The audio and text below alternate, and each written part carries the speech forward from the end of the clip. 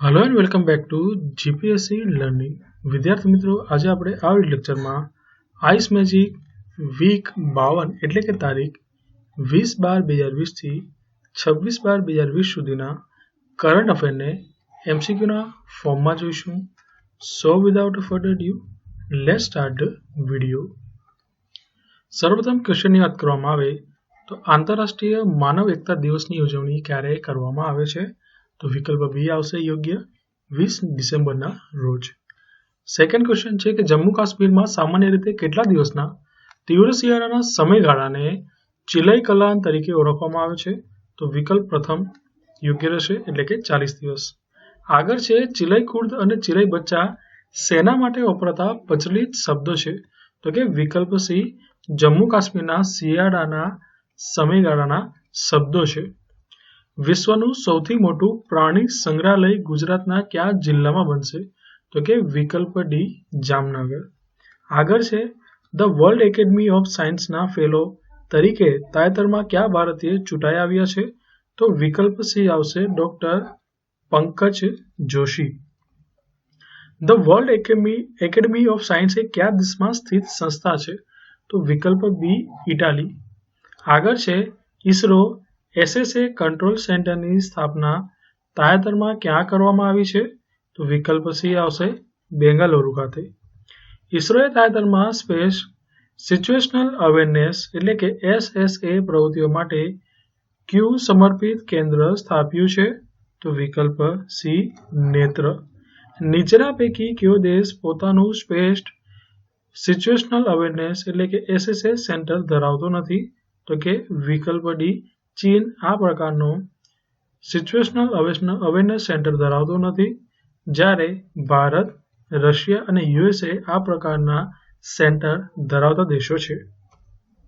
आगळ छे DRIP-2 प्रोजेक्टनो अमल क्या वर्ष दरमियान करवामां आवशे? तो विकल्प प्रथम आवशे वर्ष 2020 थी वर्ष 2030 वच्चे। आगळ छे network for grinning the financial system एटले के NGFS ની સ્થાપના કયા વર્ષમાં કરવામાં આવી હતી? તો વિકલ્પ સી આવશે વર્ષ 2017 માં। તાજેતરમાં હોકર સંસ્કૃતિએ યુનેસ્કોની અમૂર્ત સાંસ્કૃતિક વારસાની યાદીમાં સ્થાન મેળવ્યું છે। આ સંસ્કૃતિ કયા દેશની છે? તો વિકલ્પ ડી આવશે સિંગાપુર। બરાબર, સિંગાપુર દેશની હોકર સંસ્કૃતિએ યુનેસ્કોની अमूर्त सांस्कृतिक यादी में स्थान मेळव्युं छे। आगळ छे क्या वर्षमां यूनेस्कोए योगाने तेनी अमूर्त सांस्कृतिक वारसानी सूचीमां समाव्या हता? तो विकल्प बी आवशे वर्ष 2016 में।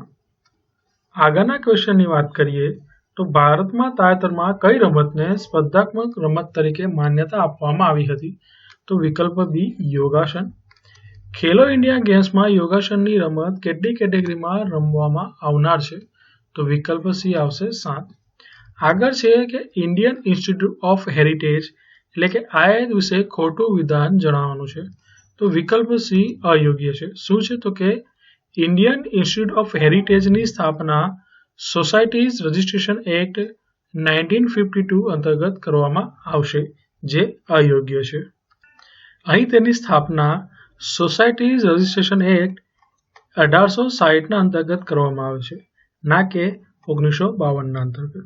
एना सिवाय त्रण योग्य छे। शुं छे? तो के इंडियन इंस्टीट्यूट ऑफ हेरिटेज संस्कृति मंत्रालय हेठळनी एक प्रस्तावित संस्था छे। वर्ष 2020-21 ना बजेटना भागरूपे इंडियन इंस्टीट्यूट ऑफ हेरिटेज नी जाहेरात करवामां आवी हती। डी छे के इंडियन इंस्टीट्यूट ऑफ हेरिटेज ने कला अने वारसाना अध्ययन माटे सेंटर ऑफ एक्सिलन्स तरीके स्थापवामां आवशे। बराबर छे। आगळ वधीए। ताजेतरमां केंद्रनी 5 आइकोनिक साइट्स माटे पसंदगी पामेल शिवसागर स्थळ कया राज्यमां स्थित छे? तो विकल्प डी आवशे आसाम राज्यमां। आगळनो क्वेश्चन छे इंडो कॉर्पोरेट नी ताजेतरमां केटलामी आवृत्तिनुं आयोजन करवामां आव्युं हतुं? तो विकल्प प्रथम आवशे 35में। गैरकायदेसर और अनियंत्रित माछीमारी सामे लड़तना आंतरराष्ट्रीय दिवस तरीके कयो दिवस उजवाय छे? તો વિકલ્પ બી આવશે 5 જૂન. કેન્દ્ર સરકારે ખેલો ઇન્ડિયા યુથ ગેમ્સ 2021માં નીચેના પૈકી કઈ સ્વદેશી રમતનો સમાવેશ કર્યો નથી? તો કે વિકલ્પ ડી મઈ પયટ્ટમ. બરાબર. એના સિવાય ગટકા, થાંગટા અને કલરીપયટ્ટુ નો સમાવેશ કરવામાં આવ્યો છે. આગળ વાત કરીએ તો કલરીપયટ્ટુ કયા રાજ્યનું માર્શલ આર્ટનું સ્વરૂપ છે? તો કે વિકલ્પ બી કેરળ. બરાબર છે. કેરળ રાજ્યનું તે માર્શલ આર્ટ સ્વરૂપ છે. થાંગતા કયા રાજ્યનું માર્શલ આર્ટનું સ્વરૂપ છે? તો કે વિકલ્પ ડી આવશે મણિપુર. મધ્યપ્રદેશની રાજ્ય રમત કઈ છે? તો વિકલ્પ પ્રથમ આવશે મલખંબ. બરાબર. મધ્યપ્રદેશ રાજ્યની રાજ્ય રમત છે મલખંબ. આગળના ક્વેશ્ચન તરફ ધ્યાન દોરવીએ તો રાષ્ટ્રીય ગણિત દિવસની ઉજવણી ક્યારે કરવામાં આવે છે? તો વિકલ્પ પ્રથમ 22 ડિસેમ્બર. શ્રીનિવાસ રામાનુજનનો જન્મ કયા રાજ્યમાં થયો હતો? તો વિકલ્પ બી આવશે તમિલનાડુ. કયા વર્ષની ઉજવણી રાષ્ટ્રીય ગણિત દિવસ તરીકે કરવામાં આવી હતી? તો કે વિકલ્પ બી 2012માં. તાજેતરમાં ગુજરાત સ્પેશિયલ એજ્યુકેશન રિજિયન એટલે કે GSER ક્યાં સ્થાપવા માટે ગુજરાત સરકારે સેરેસ્ટ્રા ગ્રુપ સાથે MOU કર્યા? તો કે વિકલ્પ ડી ધોલેરા. સેરેસ્ટ્રા ગ્રુપ કંપની ભારતમાં ક્યાં સ્થિત છે? તો વિકલ્પ સી હૈદરાબાદ. E20 ફ્યુઅલમાં પેટ્રોલની સાથે શેનું મિશ્રણ કરવામાં આવે છે? તો વિકલ્પ પ્રથમ આવશે ઇથેનોલ. E20 ફ્યુઅલમાં પેટ્રોલની સાથે કેટલા ટકા ઇથેનોલનું મિશ્રણ હોય છે? તો કે વિકલ્પ ડી 20%. બાયોફ્યુઅલ પર રાષ્ટ્રીય નીતિ કેન્દ્ર સરકારે કયા વર્ષમાં રજૂ કરી હતી? તો રાઈટ આન્સર આવશે વિકલ્પ ડી વર્ષ 2018માં. પાવર સેક્ટરમાં કૌશલ્ય વિકાસ માટેનું પ્રથમ સેન્ટર ઓફ એક્સિલન્સ કેન્દ્ર સરકારે તાજેતરમાં ક્યાં સ્થાપ્યું હતું? તો વિકલ્પ સી આવશે ગુરુગ્રામ. આગળ છે E5 સિરીઝ સિંકનશેન ટ્રેનની ટેકનોલોજી ભારત કયા દેશ પાસેથી મેળવશે? તો વિકલ્પ બી આવશે જાપાન. આગળના ક્વેશ્ચન તરફ ધ્યાન દઈએ તો કિસાન દિનની ઉજવણી ક્યારે કરવામાં આવે છે? વિકલ્પ બી યોગ્ય રહેશે 23 ડિસેમ્બરના રોજ. શ્રી ચૌધરી ચરણસિંહ વિશે ખોટું વિધાન જણાવવાનું છે. તો વિકલ્પ ડી ખોટું છે.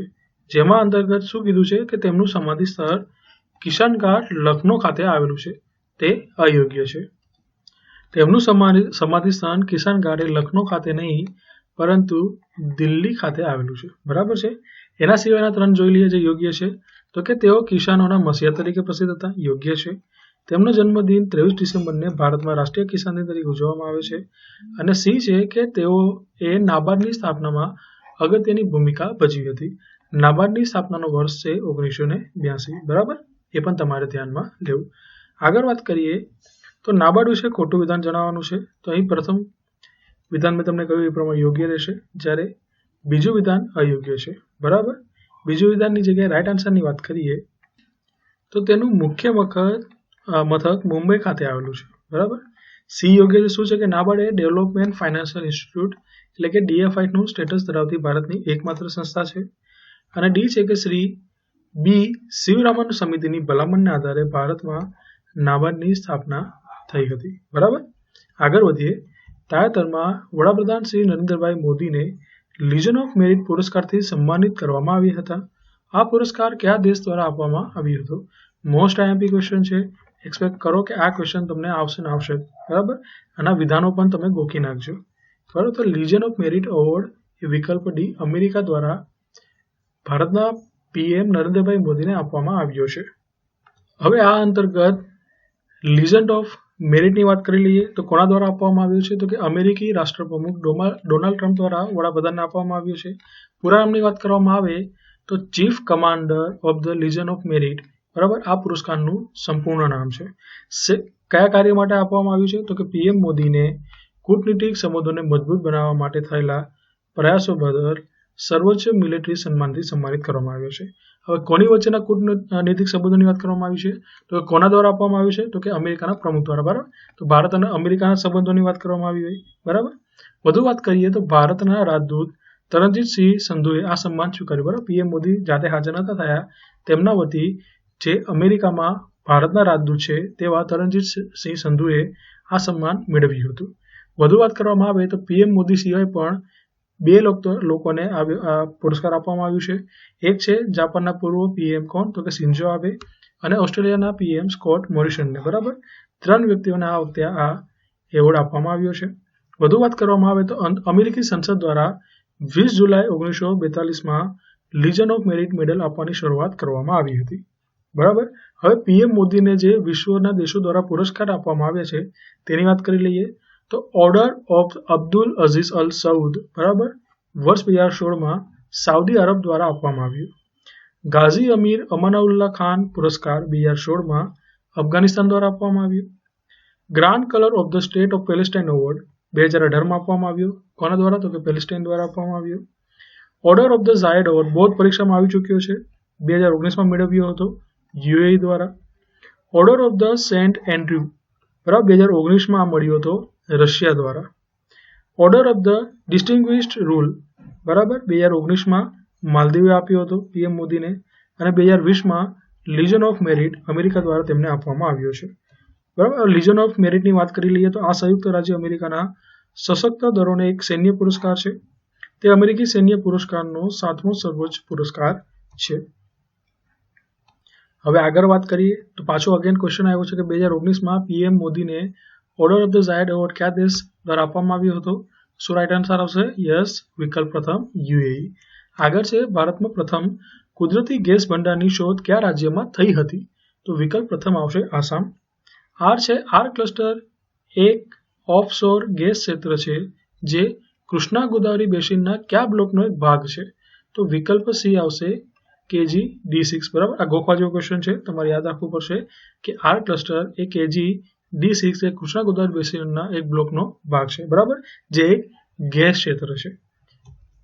આગળ છે તાજેતરમાં પીએમ મોદીને કેટલામાં ભારત જાપાન સંવાદ સંમેલને સંબોધ્યું હતું?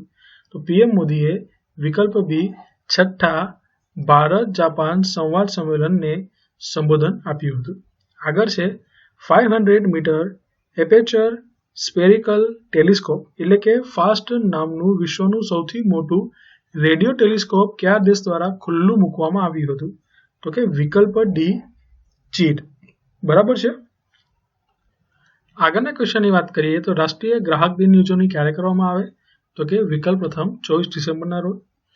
ભારતમાં ગ્રાહક સુરક્ષા એક્ટ કયા વર્ષમાં અમલમાં આવ્યો હતો? તો વિકલ્પ બી 1986. રાષ્ટ્રીય ગ્રાહક દિવસ 2020ની થીમ જણાવો. તો વિકલ્પ બી આવશે સસ્ટેનેબલ કન્ઝ્યુમર. આગળ વાત કરીએ તો વિશ્વ ગ્રાહક દિવસ ક્યારે ઉજવવામાં આવે છે? તો વિકલ્પ સી આવશે 15 માર્ચ. બરાબર, હવે જો ભારતની વાત કરીએ અહીંયા તો ક્યારે, તો કે 24 ડિસેમ્બરના રોજ. બરાબર, નેશનલ કન્ઝ્યુમર ડે. અને વિશ્વ ગ્રાહક દિવસની વાત કરીએ તો 15 માર્ચના રોજ. બરાબર, હવે ભારતમાં ગ્રાહક સુરક્ષા એક્ટ કયા વર્ષમાં અમલમાં આવ્યો હતો તે પણ તમારે યાદ રાખવાનું છે, 1986માં. આગળ છે રાષ્ટ્રીય આરોગ્ય નીતિ અંતર્ગત આરોગ્ય અને કુટુંબ કલ્યાણ મંત્રાલયે રાષ્ટ્રીય આરોગ્ય માળખું વિકસાવવા કઈ સમિતિની રચના કરી હતી? મોસ્ટ આઈએમપી ક્વેશ્ચન છે. વિકલ્પ ડી આવશે જે સત્યનારાયણ સમિતિ. બરાબર, આગળ છે તાજેતરમાં કેન્દ્ર સરકારે ગ્રીન નેશનલ હાઈવે કોરિડોર વિકસાવવા માટે કોની સાથે $500 મિલિયન લોનનો કરાર કર્યો છે? તો કે વિકલ્પ સી વર્લ્ડ બેંક. આગળ છે માધવ ભંડારી દ્વારા લિખિત અયોધ્યા પુસ્તકનું અનાવરણ તાજેતરમાં કોના દ્વારા કરવામાં આવ્યું હતું? તો વિકલ્પ ડી આવશે શ્રી દેવેન્દ્ર ફડણવીસ. કોણ છે? તો કે મહારાષ્ટ્રના પૂર્વ સીએમ છે.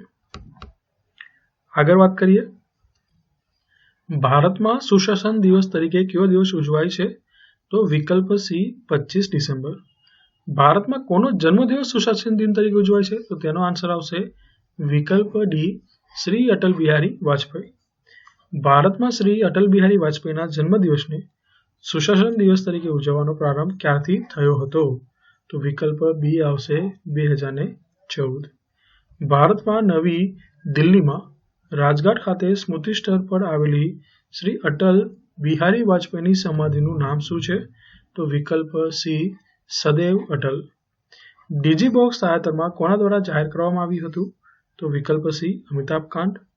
ડિજીબોક્સમાંથી વપરાશકર્તા દ્વારા એકવાર સ્ટોરેજ સ્પેસમાંથી ડેટા દૂર કર્યા બાદ કેટલા દિવસ સુધી તેને પાછો મેળવી શકાય છે?